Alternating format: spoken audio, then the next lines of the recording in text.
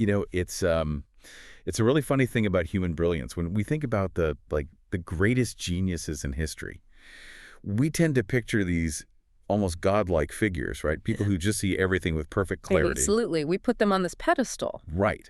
But there's this massive paradox at the heart of extreme intelligence. Like, how is it that some of these people, individuals who could literally calculate the trajectory of the stars or map the entire human biosphere, how could they be completely, almost comically blind to the social and political realities happening right outside their own windows? It's a profound contradiction, honestly. You have these minds that are capable of grasping the infinite, right? And yet they utterly fail to recognize the very tangible, sometimes incredibly dangerous socio-political currents that are just sweeping them along. Yeah, and that contradiction is exactly the engine for our deep dive today. We are exploring a fascinating, intensely passionate essay. It's titled Ethnopolitical Issue of Vernadsky's Little Russianness. And our mission here is to unpack this incredibly unique intellectual framework. It sits right at the intersection of, well, neuroscience, historical cultural appropriation, and this genuinely sci-fi sounding philosophy called Cosmism. It is a remarkably dense piece of architecture. I mean, there is a lot to unpack. And setting the parameters for how we approach it is it's pretty crucial. Absolutely. So before we jump in, just a quick roadmap for you listening. This source document contains very strong, highly critical views on Russian imperialism, the ongoing war, and the nature of Ukrainian identity. And, normally we like to ground things in today's context, but for this one, we're actually going to focus on the rule of do not use today's date or current numbers. We want to zoom out. Right, looking at the massive, sweeping historical timelines instead. Exactly. We want to be exceptionally clear from the start here. The purpose of this deep dive is strictly to explore and impartially map out the original author's intellectual and philosophical arguments. We are not taking sides, and we're not endorsing the political viewpoints within the text. Yeah, our goal is really just to examine the underlying logic of these concepts, to see how the author connects them across these wildly diverse fields of thought. That is the best way to handle this material, just looking at the mechanics of the argument itself. So let's get right into those mechanics. The framework tackles this blindness of genius through the lens of biology, specifically something the author calls cognitive economy. Cognitive economy. Yeah. To make sense of this, think about it like a computer's RAM. If a computer is running a massive, impossibly complex simulation, let's say, rendering the global climate down to the molecular level, it has to forcibly shut down all the background applications. It physically cannot run that simulation and keep your 50 web browser tabs open at the same time. Exactly. The premise here is that this is exactly how the brains of historical giants function. And that's what creates these massive political blind spots. And the primary case study the text uses to illustrate this mechanism is Vladimir Vernadsky. Now, if you aren't familiar with his work, Vernadsky was an absolute titan of science in the late 19th and early 20th centuries. A total pioneer. He essentially founded geochemistry and radiogeology, but he's most famous for developing the theory of the Noosphere. The Noosphere, and that's the sphere of human thought, right? Right. He envisioned it as the next evolutionary stage after the biosphere. It's this phase where human cognition actually begins to reshape the planet's physical environment. But what's interesting is the central argument here uses Vernadsky not to tear down his legacy, but to demonstrate a biological reality. Which is that geniuses are not universally flawless. Exactly, because their brilliance comes with a severe physiological cost. Let's break down the actual neuroscience of that cost. Because the author doesn't just use this as a metaphor. It is presented as a strict neurobiological limitation. Yeah, it's physical. The human brain, no matter how profoundly brilliant, has a hard physical ceiling on its computational power. To achieve history-altering, extreme results in one highly specific field, the author argues a genius literally has to divert all their neural attention away from everything else. We're talking about the limited resources of human attention and the actual mechanics of neuroplasticity here. The brain operates on a strict cognitive economy.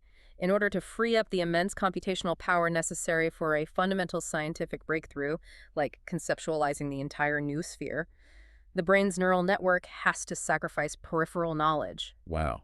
So it just cuts things off. It literally prunes pathways or simply stops processing signals that fall outside its current dominant focus. It's a physiological mandate, not a conscious choice. And the consequence of this pruning is what the author calls professional deformation or selective blindness. The underlying logic suggests this is precisely why Vernadsky didn't deeply analyze his own national identity. He just went with the mass inertial flow of the totalitarian Soviet Union surrounding him. He just didn't process it.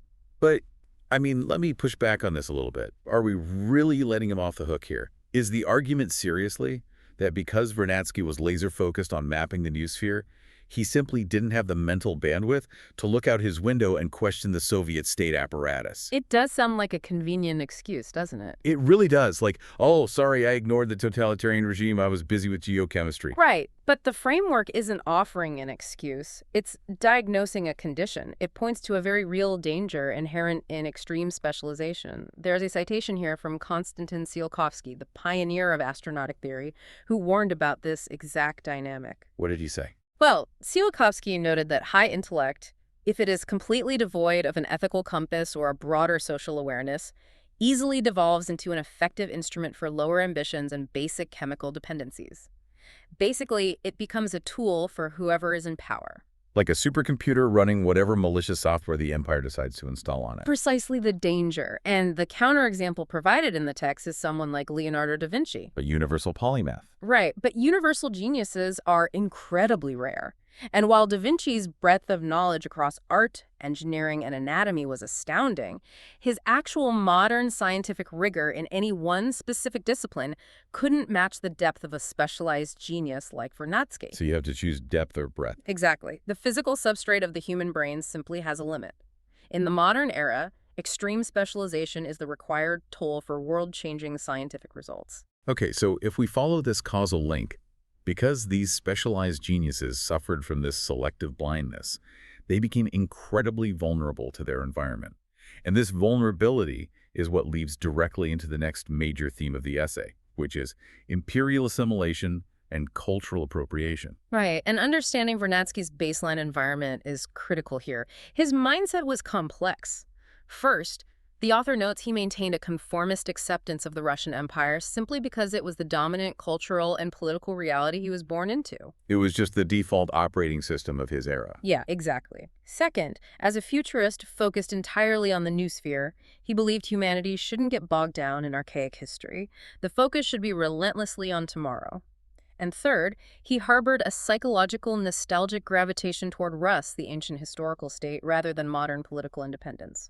But if we look at the generational impact of that mindset, things get complicated. The essay contrasts Vladimir Vernadsky's trajectory with that of his son, George Vernadsky. Right, George. And George wasn't a world-altering genius like his father, but he became quite prominent in Western émigré circles, largely riding on his father's famous name.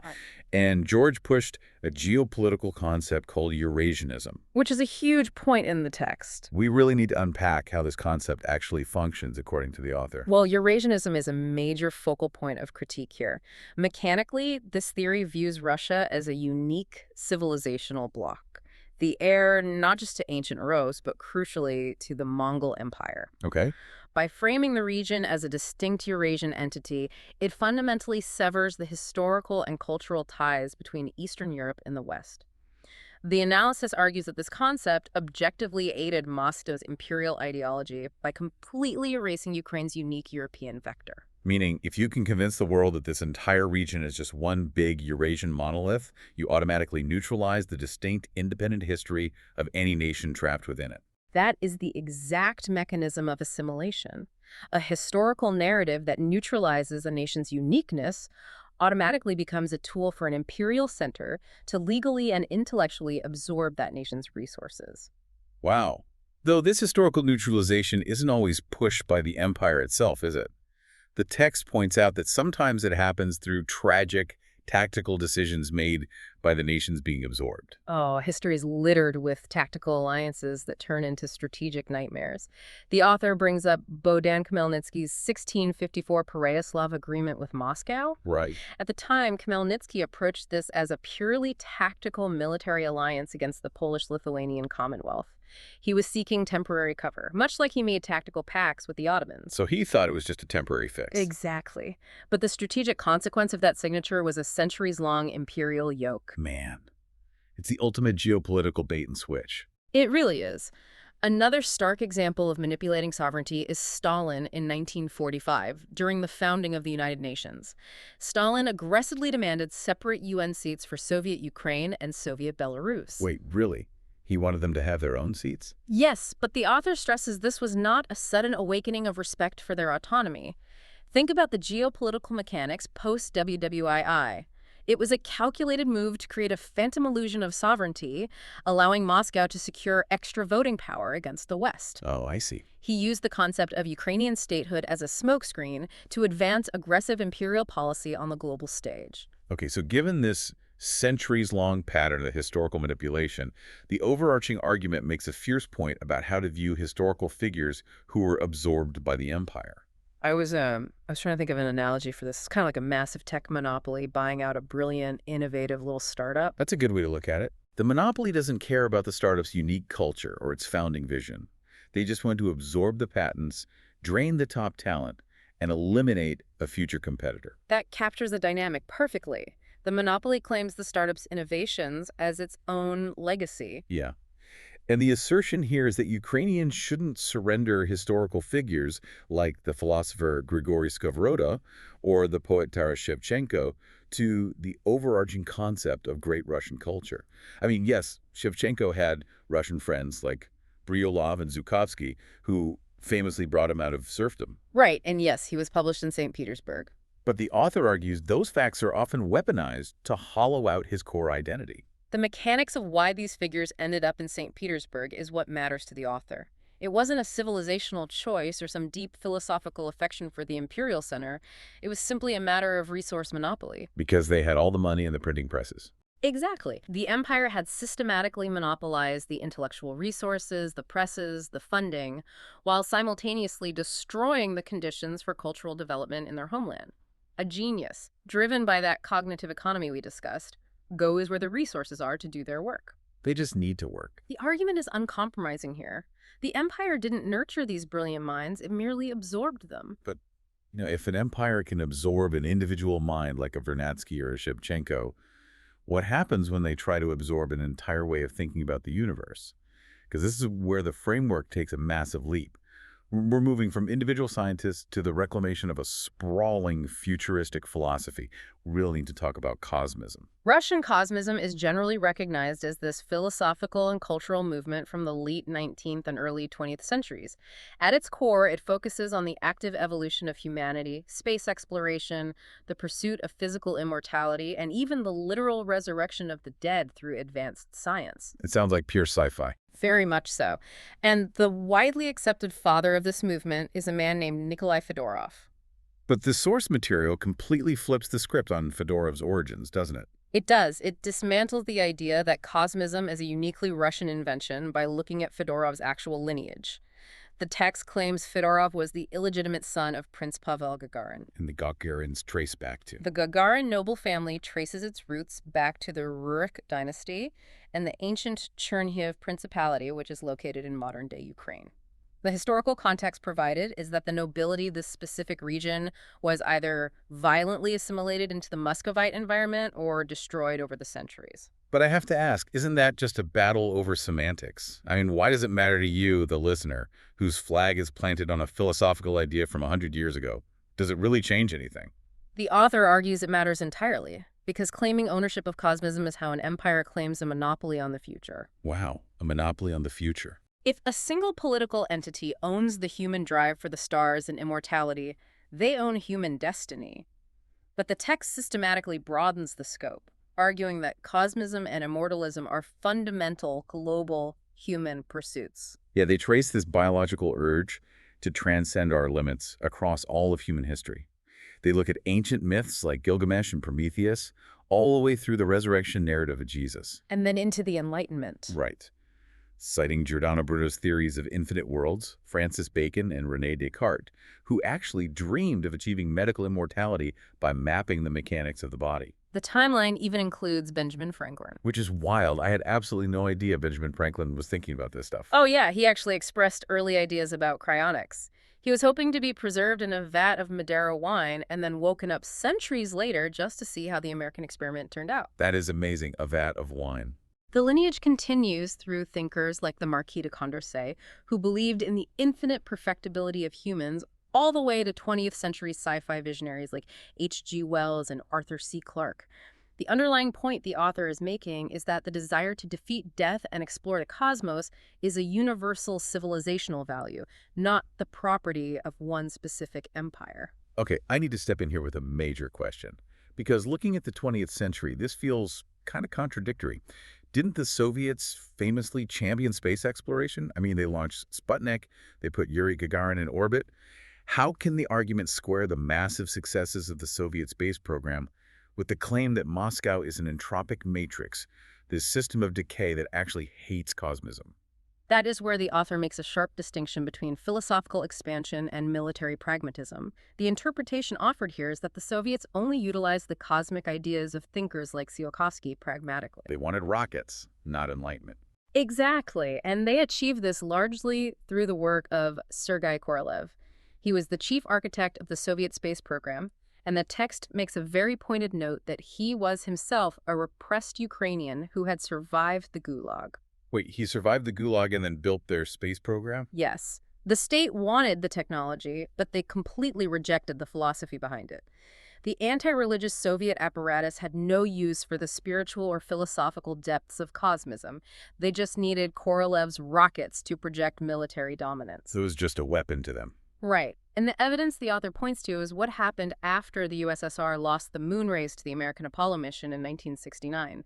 They didn't push further into the cosmos. They quickly shut down their ambitious N-1 rocket program and retreated to low-Earth orbital stations like Salyut and Mir. But why the retreat? If they had the technology and they had the infrastructure, why stop at orbit? Because, the logic goes, an empire inherently fears the true expansiveness of the cosmos. True cosmism requires breaking boundaries, defying limits, and infinite expansion.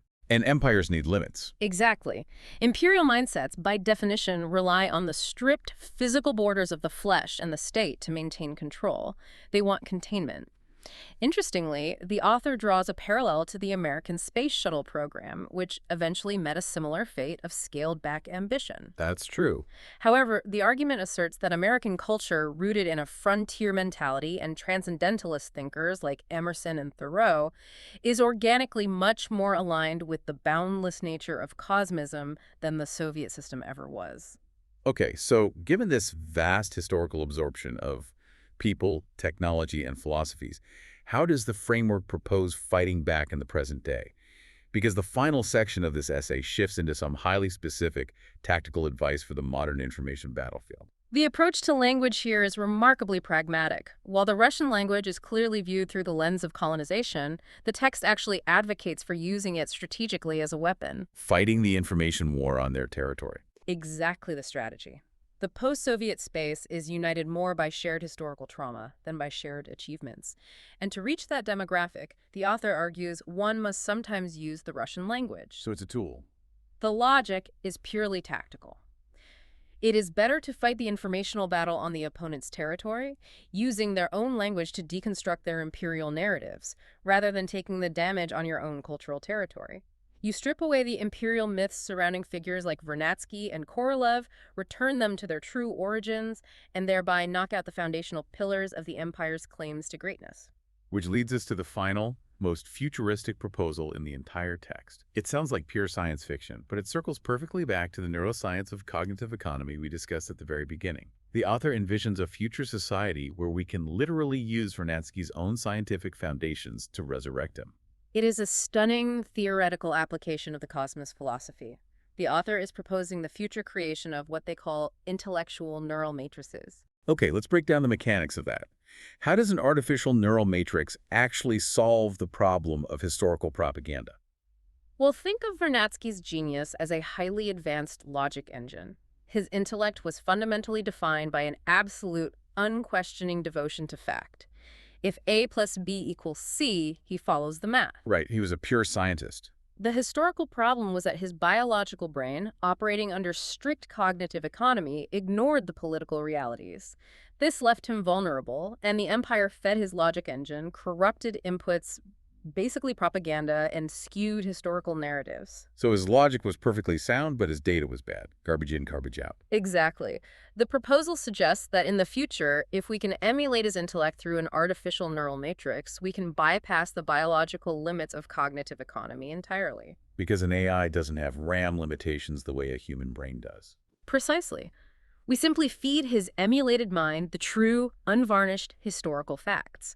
Because his core genius is wired to align with truth, once presented with accurate historical data free from imperial aberration, his logic engine will automatically recalculate. Wow. His mind will correct its past political mistakes, recognize the manipulation of the empire, and realign its massive intellect toward true civilizational progress.